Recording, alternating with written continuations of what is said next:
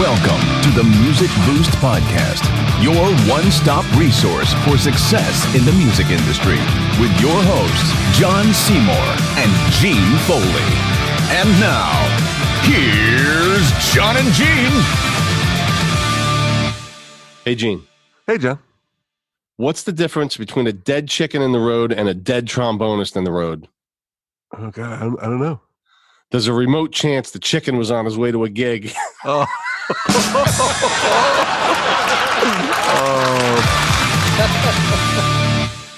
Hey there. Welcome back to the Music Boost Podcast for another exciting episode.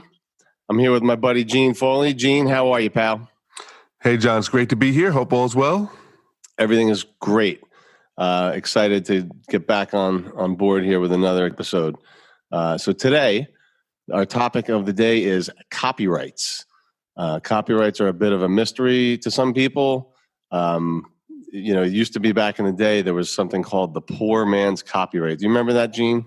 Yes, we'll definitely address that tonight as well. Yeah. So we can actually jump on that one right out of the gate and do a little myth busting.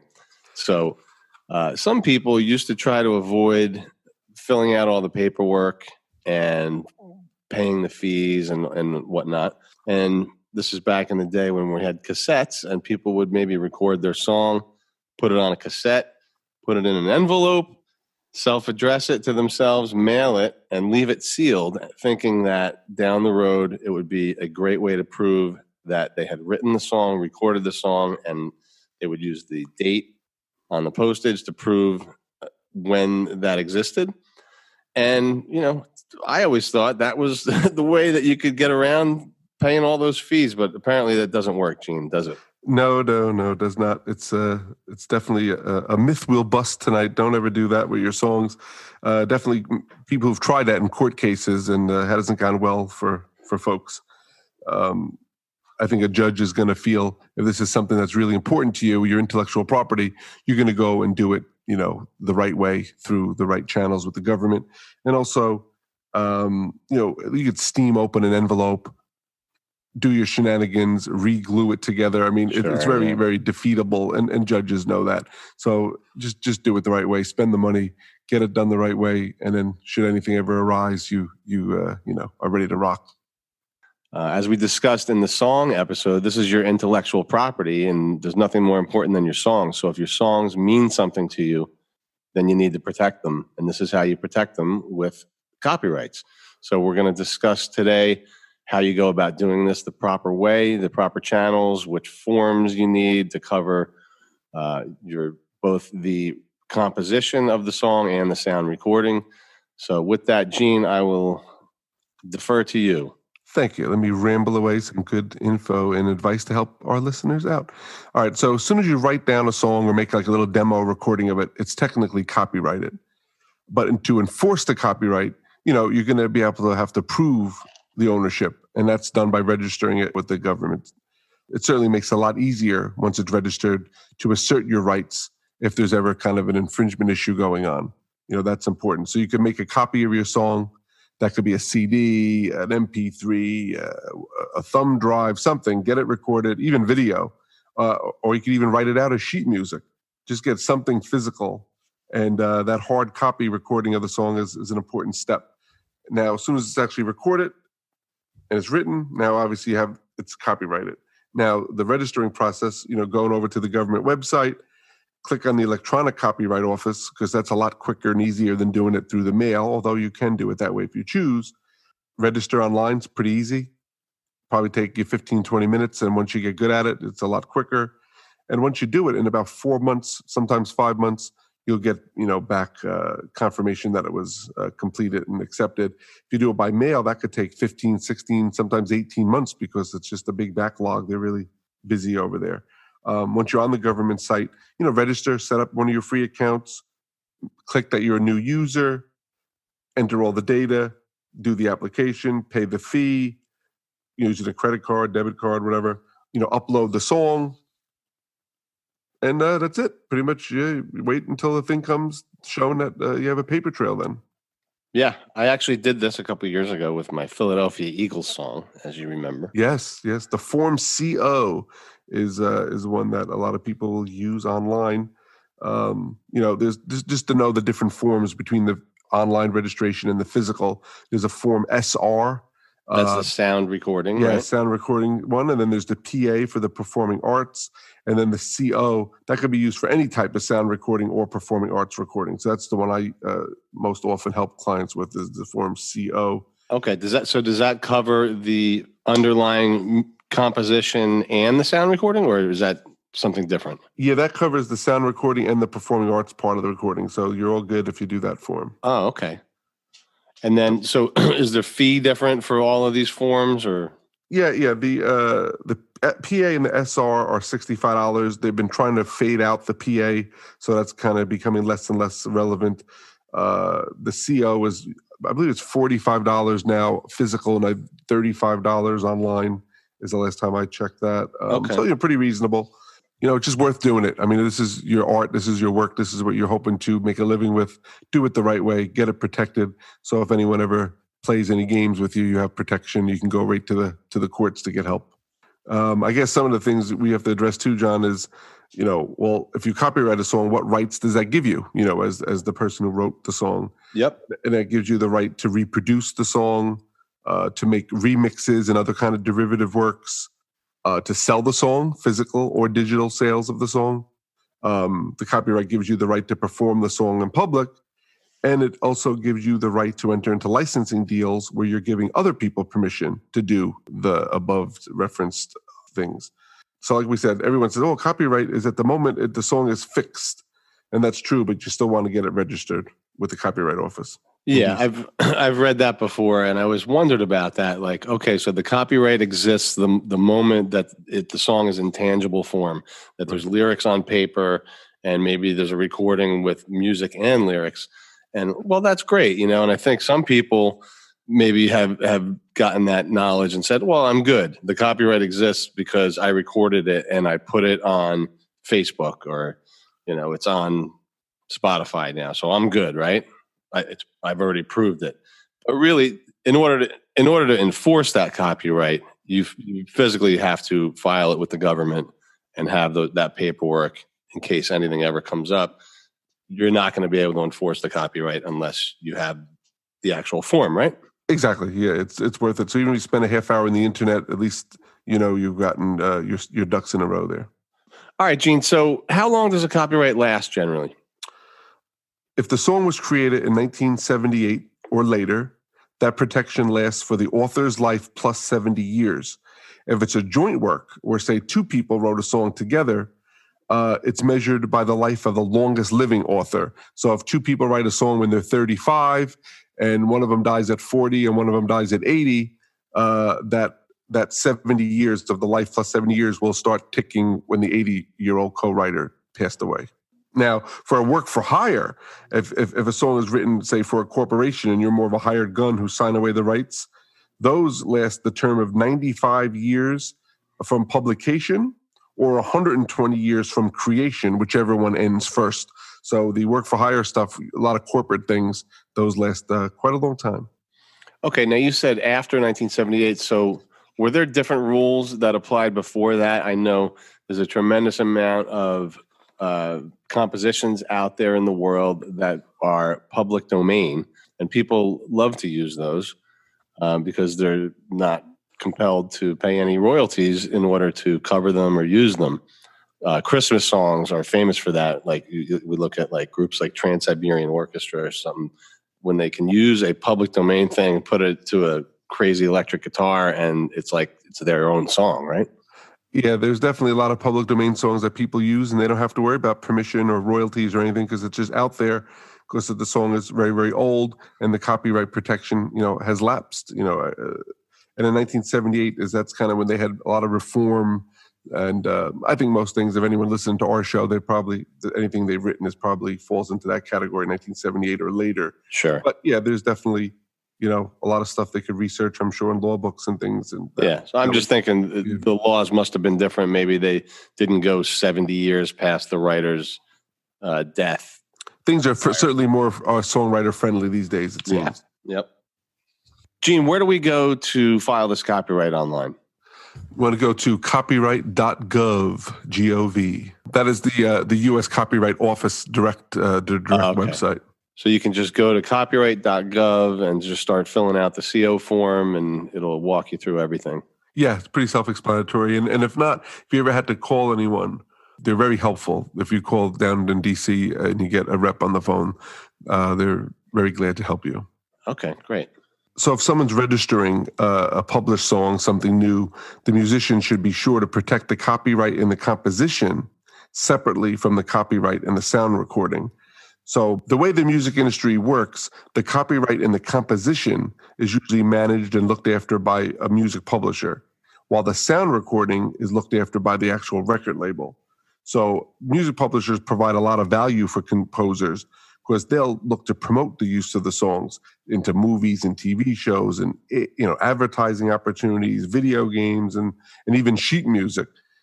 The publisher usually also manages sales of the composition and the copyright registrations and anything that has to be deposited and with the government. They're pretty good if you have a good publisher to help with a lot of administration things. Mm-hmm. So how does the copyright work if a band wants to do a cover song? All right, so if you want to release a cover of a song that was done by someone else, you as the musician, you have to pay a compulsory rate for the song for every CD or digital download you anticipate to sell. It's a little over 9 cents a pop, and the government sets those, and every few years it goes up by a half a penny or something. Those are known as the mechanical rights. That's the payment the musician gives the right to use the music in his or her own sound recording. Cover songs can be released, obviously on a CD or digitally. The statutory right to release a cover song doesn't extend though to movie soundtracks or video games or any kind of those audio-visual type projects. And that's when we're back to the sync license, right? Right, exactly. So for those uses, you have to have a separate license for audio-visual things, which has to be obtained from the copyright holder. So if you're doing a small run of, like 2,500 CDs or 2,500 or less digital downloads, I suggest people go to the Harry Fox Agency. They have a service called Songfile, and you can go right on there, and it's very, very easy, and it's a great way to get a license from us, for any song contained in their database. And many, many, many, popular songs, major label songs are in Harry Fox. Occasionally, you may want to do a cover of a song not controlled by them, but that's pretty rare. 30 years of doing this, I think 3 times I had to help a client where Harry Fox did not have the song, and we had to look deeper. So they do a great job. But when you talk about public performance royalties, they're not determined through Congress. The PROs, the Performing Rights Societies, ASCAP, BMI, CSAC, they license, venues and other places where music's publicly performed. So that could be a bar, a restaurant, an arena, even pre-recorded music you hear on TV or the radio or on different online things. They cover that, and they make sure the right people get paid for their work. And then you got a company like Sound Exchange. They collect performance fees that are owed to the copyright holder of the actual digital master, which is generally the record company. And also that's based on license rates that are negotiated. So, you have different organizations out there that are looking to protect the artist and the writers and the labels and make sure they're paid. And I know even with the Copyright Office we talked about a little while ago, they're certainly encouraging people to file electronically these days. It's quicker, it's cheaper, it's pretty easy. So that's the way, most of the time I handle things as well. One thing that's interesting about these cover things that we've been talking about, we've talked earlier about how you basically have to be granted the license to put a cover song out. They cannot deny you that. But it's my understanding that only exists if you cover the song in exactly the form that the song was in. If I start changing lyrics or the arrangement or anything like that, I'm going to need a separate license from the copyright holder. Is that how that works, Gene? Yeah, if you make big changes like that, it becomes what's called a derivative work. And for derivative work, you have to get the permission of the person because it's not a straight cover. So any song that's been commercially released, if you want to take a song by, say, the Beatles or somebody, it's been commercially released, you go about the right process, pay your fee, get your paperwork, and off you go. But if you wanted to take that song and chop it up and cut it up and maybe change some of the melody or the lyrics or do really significant changes, then they don't have to grant that. You would pitch it and they would determine if they were cool with that or not. And if they don't like what you were going to do with their song, they could just say no. They can't be forced to allow you to do that derivative type of work. Yeah, and that's similar to sampling, right? Where, back in the 90s, we had all these hip hop artists that were sampling little bits and pieces of other songs that would fall into that category as well, as it, right? Where you would have to go to the copyright holder and negotiate some sort of situation where they would allow you to use just a piece of that song. Exactly. And, if they don't like, say you're using the song that's going to be used at a political rally or for some product that they don't believe in or they don't want to be associated with, they can just shoot it down and say, no, there's no amount you could pay me. I don't want my song in that political commercial. Denied. Exactly. Exactly. Application rejected. Yep. Go home. Drive through, please. And now it's time for another edition of the Reverb Nation Artist Spotlight. So this week's Artist Spotlight is with a group called Pages and Poets from Philadelphia. And we're going to be hearing from Chris, who's kind of the leader of this musical pirate ship. And when I say the pirate ship, it's kind of a cool way of thinking about a musical collaboration project. Chris has a number of different musicians that come and go and just collaborate with him from time to time. And Chris has some really great ideas. We're always thinking, for outside the box ways that you can market yourself and do things to separate yourself from the pack. And Chris has some really great ideas that you'll hear kind of towards the end of the interview. So with that, here's our interview with Chris from Pages and Poets. There he is. Hello. We're there. Hey. All right. Right on. Oh, It works. Can you hear me? Yeah, we got you. Super sweet. My cat might be joining us as well because the cat door that I got for him on Amazon has not yet been installed. That doesn't mean that he doesn't want to be here. So, Right on, man. Good to have you. good to be here. Thanks, man. Absolutely. You even have a nice mic. That's great. This is my dream microphone. The old SM7. This thing. I more than I could love a human baby. I love it so much. Right on. All right, off we go. It's just going to be you, no other bandmates? Yeah, no, it's funny, and that's kind of the man behind the curtain thing. I've been I Pages and Poets was like, I stole the idea from Owl City. I was like, oh, that's a cool band, and then they're like, oh, it's some dude. I'm like, that's cool. I don't want to be a solo artist. I just want to I want to be in a band, but you have to be have band members and stuff, right? So I collaborated. I was with a couple band members for a while, and then everybody wanted to be in different bands, and I was like, everybody else was pissed off about that, and I was like, yeah, man, let them be in bands, and they were all like, no, we should be in our band. And I'm like, who cares? Whatever. So I was like, whoever wants to be in the band when we're doing stuff, and you want to make a song, and you want to do a song, and so it's just been whoever I make music with since 2012. Pages and Poets. Gotcha. So you're collaborating with a number of different musicians under that name? Yeah. No. And there was a small period of time where we had a steady roster. But yeah, I'd say for 90% of the time, it's just been collaborative. Just I do have a mystery. I have a ghostwriter who just one day that story will come out, but he wants to remain nameless and he's, if you dig, you can find a name, but you'll never find who it is. And it's kind of I shouldn't even be baiting that. That sounds I saw a bunch of your videos and stuff, and it looks like you had a. See, I'm hoping that he's never been in a video, so that's what I'm hoping people will think. Now you know what you're thinking. I'm hoping that will work too. One of them is Milton J. Nice. I collaborate with him a lot. You're trying to create a mystery thing here. It's all marketing today, man. Isn't that what it's all about? Yeah, that's it. I think, John, what we should start doing is not showing me on video when we do these. I'll be the mysterious guy. There with you the go. bad New Jersey accent. You can call in on the phone and we'll do this. Do you like the what was it on Who Wants to Be Millionaire or what, Deal or No Deal? Deal or no You deal. missed The the banker. banker. Yeah. The banker. Yeah, with OBS, you could just shadow yourself out and then do that. Make yourself a We could shadow disguise character and his then just like voice too lower with your like microphone. the mafia voice. Great. Right on. So, Chris, where are you located? Where are you based out of? I'm out of Philadelphia. Oh, you are one of my favorite places. I'm a huge Philadelphia Eagle fan.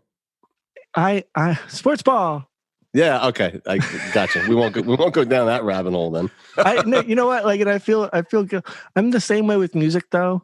Like can you guys hear my cat running around with the ball? I'm wondering how good. I love this microphone. He's welcome to join us at any time. Yeah, we're Yes, pet no, fans, no, it's all he's good. running. Gene's got a German Shepherd running around back there. I got a dog sitting on the couch next to me. So. He's running with the ball though, with the bell in it. And it's like, if you can't hear that, man, guys, I'm not being paid to say this, but the Shure SM7B cardioid mic, Yes, amazing. yes, it is.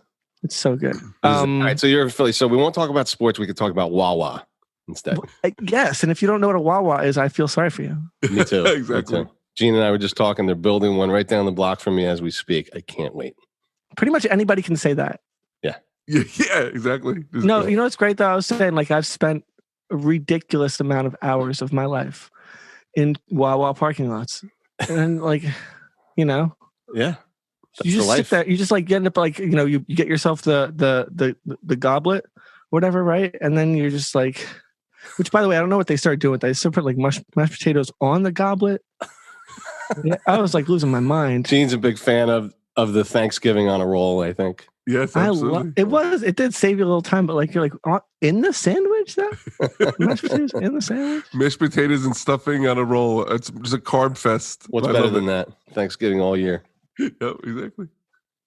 So tell us a little bit about your music, like maybe a brief history of kind of where you've been up to this point, Chris. I did everything backwards. I liked my first album was the Beach Boys. Okay. And then I got really into I just loved harmonies. I got into R&B after that, Boys to Men. I was really into that. And then Blackstreet and it was weird. I went down this, poppy R&B, and then I got into boy bands, and then Justin Timberlake. I was like, I want, and then I got some rock bands. It was like, you want to sing? And I'm like, oh, sure. Love rock music. But then I started getting really into that. I love rock and melodic, melodies and stuff like that. And I found a few bands, a few people, and a few, the first group of people that I got together with, Jason Fugler and Che Lamone from Jimmy's Chicken Shack. Mm-hmm. Remember back in the day, he was my bass player. And it just I don't know, man. We're always just chasing this weird nostalgic thing, I think. When I heard your music, the first person I thought of was Corey Glover. I suck so bad with names. Who is that? Living Colour singer.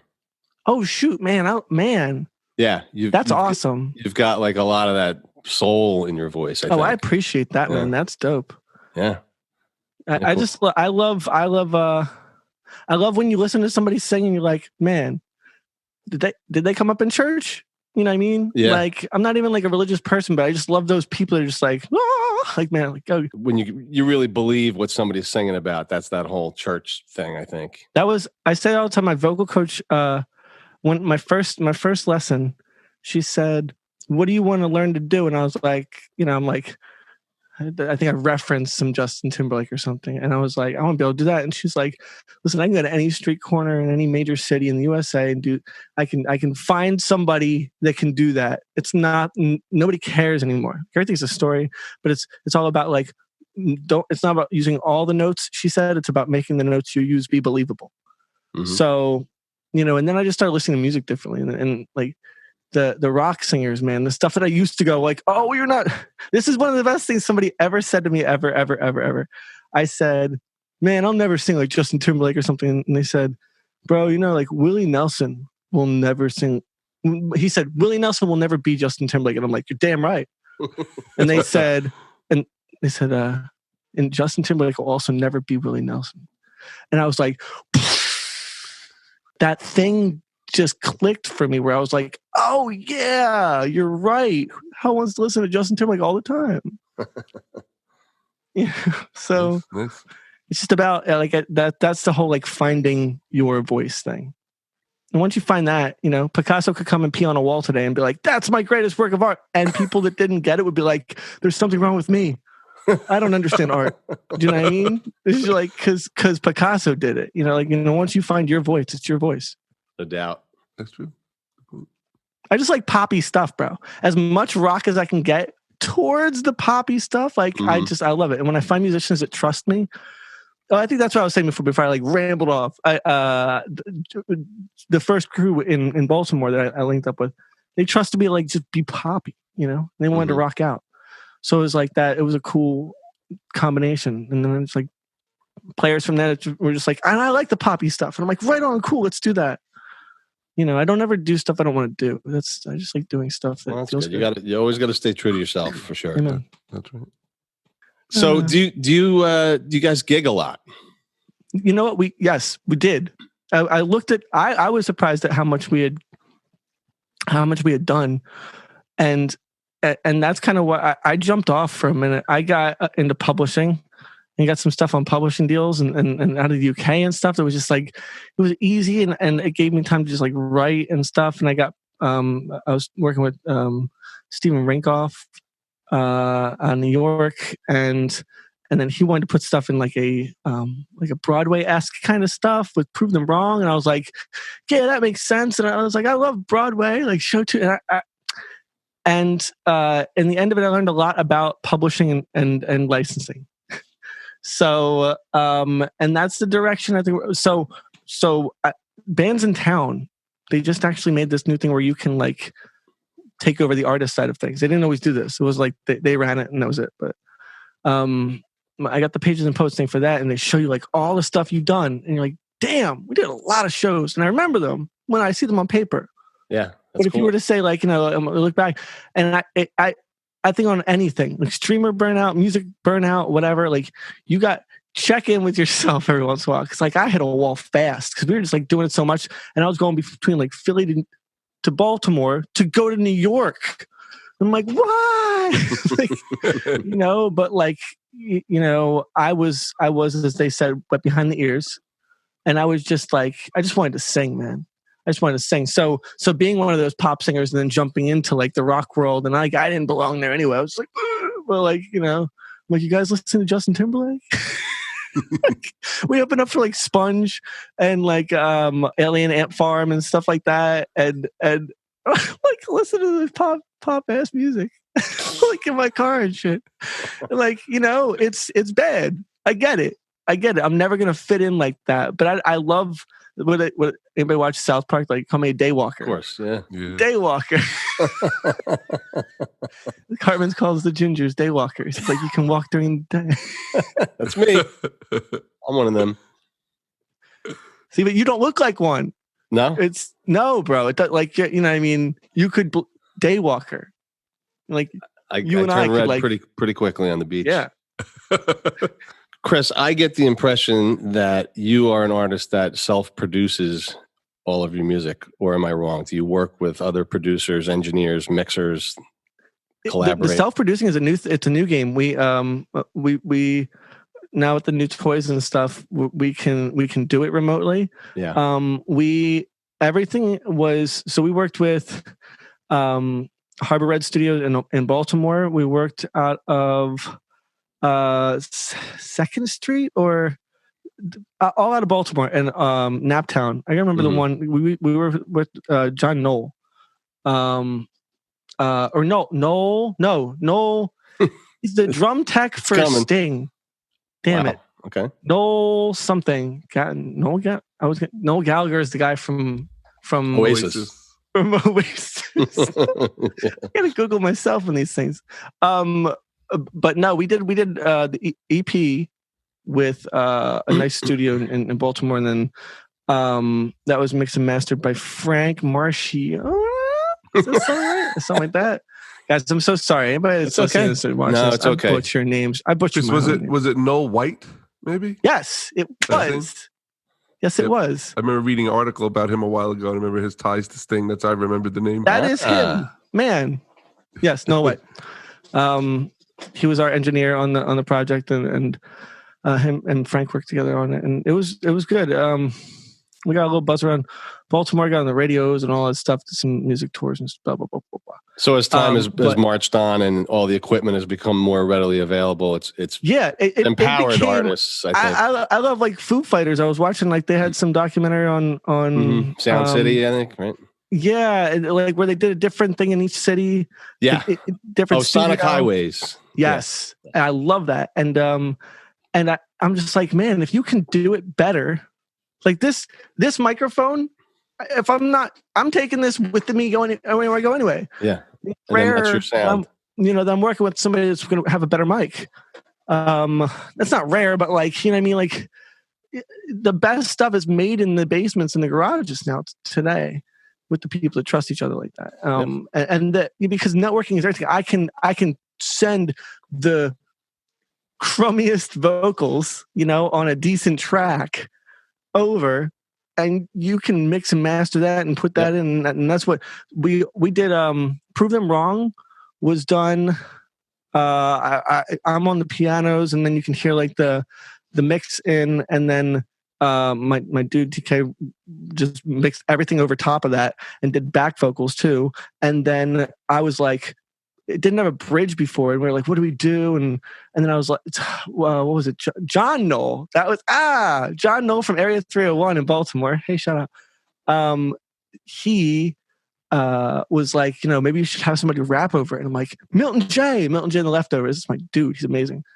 And then he did his rap part in his studio and just emailed it over, and we just mixed it in. So that was the first taste of it. And then there was another one, Chess Club, that I did something on piano. I was like, I'm not a piano player. Athena from this band called Rev in Baltimore. I'm like, do you want to lay this down? She's like, yeah, sure, no problem.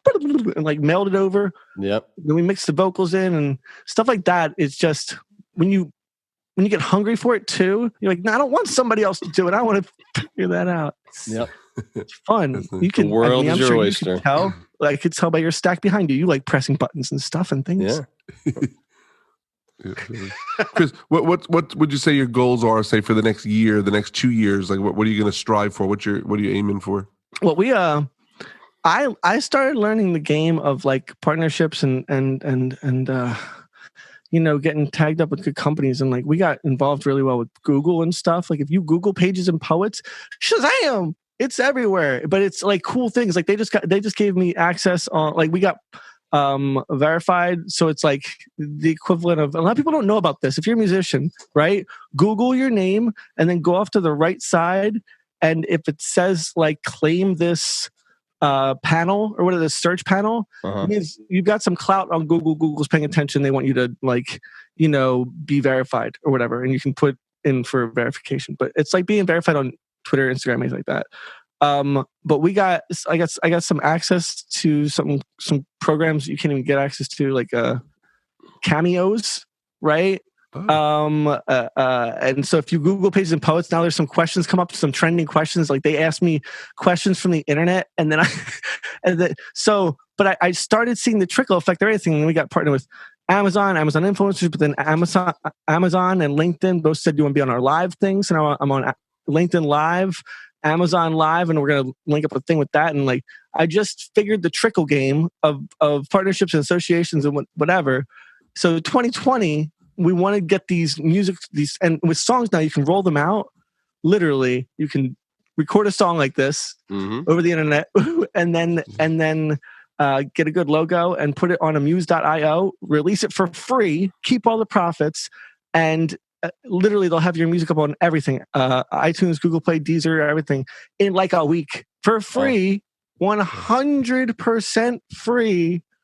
I know this because I've been doing that. Every album that I've ever released on has been used with that or Reverb Nation. But it's amazing. So when you do that and you do it the new way of people like doing it, where they take like, I learned this from the band Camino, get like one song that's a banger, right? And an idea around it, like Prove Them Wrong. create a marketing campaign around it, release that single, right? And then release an album worth of singles like that, since it's free anyway. You're creating hype, and then people look at you on these streaming services anyway, and the way the brain and the eyes are trained now, they're just like, oh, this person's got lots of content out, because they're different logos and different things and different. Then you release a video with it, bam, repeat process, go. You can do it for free. Like this. You're dropping some knowledge here, because Shazam! I had no idea about that. I mean, everybody that I know is either using CD Baby or TuneCore, and those are all paid services. And even that, though, it's like $12. Yeah, it's not much. It's nothing. But no, Muse.io is for free, and I've used it for years. So that's now. great. That's great for the listeners here that are, a lot of them are musicians and artists. That's great advice to help out a fellow musician. So nice work. And get verified on Google if you can. They give you so much clout. Because now, because of that, YouTube, who is owned by Google, emailed us and went, "Hey, we're going to make your YouTube channel an official artist channel now," which gives me like a whole community thing, a whole like it's verified on YouTube, right? And if you have your verification on Google already, you could just email them and be like, "But I mean, you can do it anyway. I think you just email them." I'm happy to share the email address too. Like you could just email them and be like, "Hey, I have." You have to have a couple releases through like CD Baby or something like that, because they look at that like an official release. So if you have a couple songs like that, you can just email YouTube and be like, "Hey, can I get upgraded?" And that's killer, it's amazing. But that's so much clout. It's just it's tenfold what you do for your numbers and what your metrics should be. Yeah, great advice. For free. Well, Chris, this has been great. I just want to ask you one more question. If you could offer one piece of advice to other emerging artists, what would that be? Do as much for free. Forget the money. Like, it's dumb. I watch so many people jump from thing to thing because they're looking for the dollar, or they're trying to be, or they're treat numbers the same way too, because we're coming into an age where that's all changing. They're pulling back on it, and just have a story to tell. That it is a clickbait world now. And it's not necessarily about the talent. You could have the most talent in the world. It doesn't matter. People want to know about the story, and they want to be a part of things now. So when you can tell your newscaster that they suck live on air and you don't like what they're saying, we're in a world where it's not about talent anymore. Yeah. Have a story. Be a part of it. Get people to be a part of it. Thanks for letting me be a part of this. I appreciate it. Yeah. Cool. Thanks for tuning in to the Music Boost Podcast. Please visit us at themusicboost.com for additional resources, show notes, contact info, and other features. Until next time, just remember, it's all bullshit unless you have a song.